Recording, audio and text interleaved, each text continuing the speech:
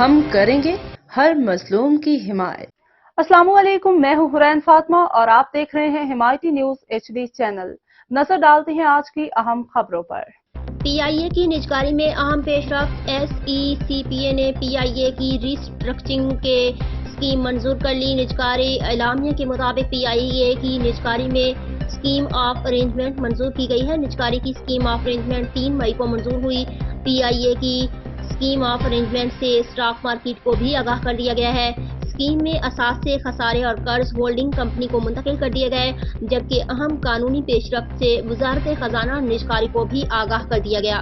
Scheme کے لیے وزارت نجکاری نے وزارت خزانہ اور ایویشن کی معاونت حاصل کی۔ اسٹاک ایکسچینج، سینٹرل ڈپازیٹری اور نیشنل کلیئرنگ کمپنی کو آگاہ کر دیا گیا۔ PIA ہولڈنگ کمپنی کی لسٹنگ کے لیے رولز ریگولیشن آسانی سے کی جا سکتی ہیں۔